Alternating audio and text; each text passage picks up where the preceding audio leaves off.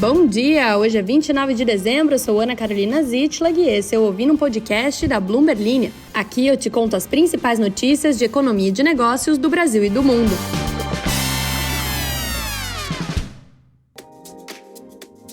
Bom dia, querida ouvinte, querido ouvinte! Estamos no último episódio de 2023. Que emoção! Que emoção! E é um episódio muito especial pelo motivo de que eu estou embaixo de uma toalha, pois eu estou sem microfone, no meio das minhas férias, que eu não poderia deixar o ano acabar sem passar por aqui para dar um feliz ano novo e um muito obrigada aí a todos que nos acompanharam ao longo deste último ano. E este também será um episódio muito especial, porque vamos fazer aí uma leve retomada dos assuntos que estão agora acontecendo em dezembro e que devem pautar pelo menos os primeiros meses de 2024. Uma retrospectiva com um pezinho já nas primeiras semanas do próximo ano. Não esqueça de se inscrever aqui no podcast para ficar por dentro de todas as notícias. E faz tanto tempo que eu não gravo ao vivo e a cores que eu até tinha esquecido que eu tenho que contar quais são as notícias que eu vou falar para vocês, né? Então a gente vai falar sobre um bloco que eu chamei de bloco China, porque tem muitas notícias sobre a China, como por exemplo, a Tesla, a americana Tesla, está prestes a perder a liderança mundial em carros elétricos para a BYD, uma montadora chinesa. Também temos Wall Street prevendo o terceiro ano de crise imobiliária na China. E, por fim, a China que está cortando o consumo de soja justamente para depender menos das importações. Estes três assuntos estão ligados e a gente vai conversar um pouquinho sobre isso. Também vamos conversar sobre os nossos hermanos, nossos vizinhos argentinos, sobre como a decisão do Javier Milei de liberar preços de energia pode alavancar o campo de Vaca Muerta, um campo de produção de petróleo que fica lá na Argentina. E a gente também vai falar sobre mudanças climáticas, é claro, isso aí está sempre em pauta e deve continuar em 2024. E, por fim, uma notícia bem mercadológica aqui, bem Faria Lima, até tinha esquecido o nome da avenida, porque o Santander está prevendo que o Ibovespa pode chegar a 160 mil pontos em 2024, mas só notícia bacana, só para você que tá aí aguentando este final do ano e que sabe-se lá por quê, na última sexta-feira de 2023, tá ouvindo um podcast de economia. Eu me sinto muito honrada pela sua audiência. Agora sim, se você quiser ficar por dentro de todas as informações sobre economia, política, cenário internacional, Beyoncé e Taylor Swift em 2024, se inscreva aqui no podcast, também ative as notificações, aí o sininho para você receber todos os episódios novos nas suas notificações, para que a gente possa continuar sendo tóxica, e também siga a Bloomberg Linha em todas as redes sociais. No mais, depois da propagandinha, vamos às notícias.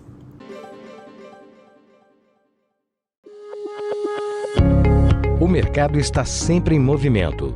Os juros sobem, o dólar desce e todas essas variáveis impactam os seus investimentos. Por isso, o Itaú Personalité tem o Ion, a plataforma de investimentos que une inteligência artificial e um time de especialistas que fazem recomendações levando em conta a variável mais importante: você.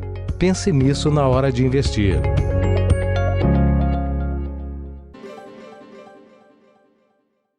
Vamos começar com a China, com um lado um pouquinho mais pessimista inicialmente. A desaceleração da construção de imóveis na China vai continuar em 2024, prejudicando o crescimento econômico e sugerindo que os esforços do governo para estabilizar o setor não foram o suficiente. E este é o consenso de 10 bancos de investimento, incluindo o Goldman Sachs, o Morgan Stanley e o UBS. Se os analistas estiverem certos, será o terceiro ano consecutivo de contração na construção imobiliária, uma sequência recorde. O principal indicador de investimentos imobiliários do país caiu 8% nos primeiros 11 meses de 2023. No ano passado, a queda foi de 8,4%. A sinalização é de que a crise do mercado imobiliário chinês está longe do fim, apesar de medidas para estimular as compras de imóveis.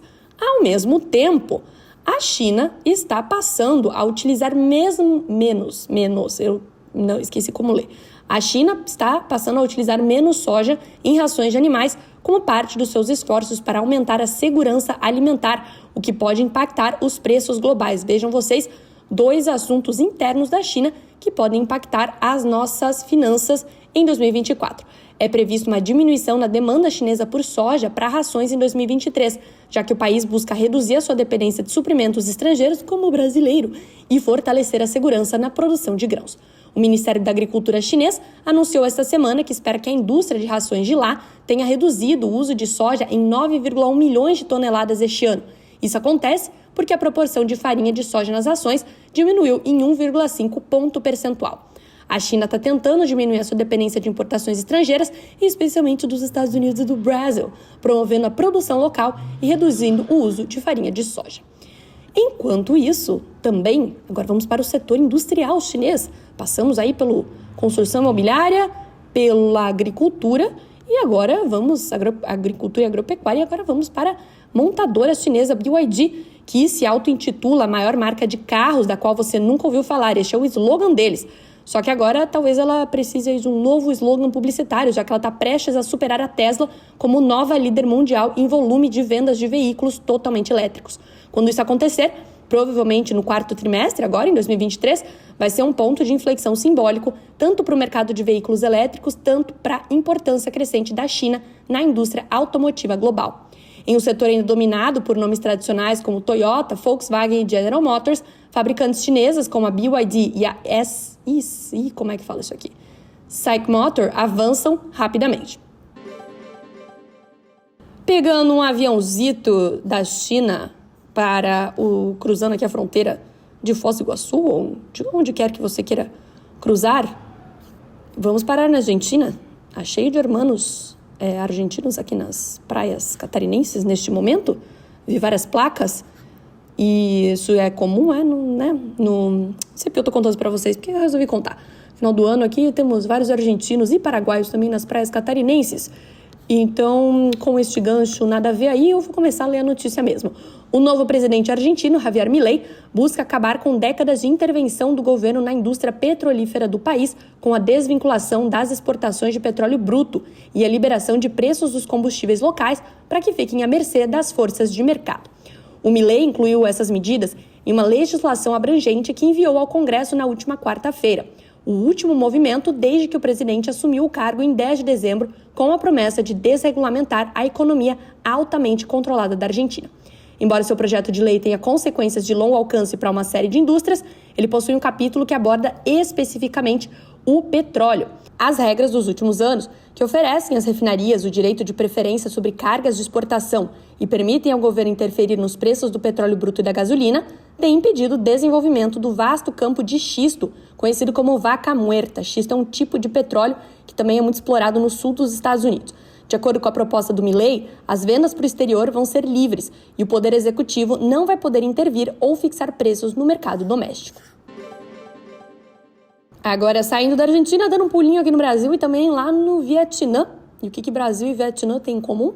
Somos os maiores produtores de café do mundo. Para os amantes desta bebidinha, tem se tornado mais amargo comprá-la, à medida que as mudanças climáticas deixam as principais regiões produtoras do mundo cada vez mais secas. O clima errático tem colocado em risco as safras de café. Variedades mais resistentes podem se sair melhor, como o café robusta, que é mais forte e terroso. Mas no Vietnã, um dos maiores produtores desses grãos, ao lado de nós, Brasil, a produção tem visto sinais de alerta. As condições de cultivo mais difíceis levaram os agricultores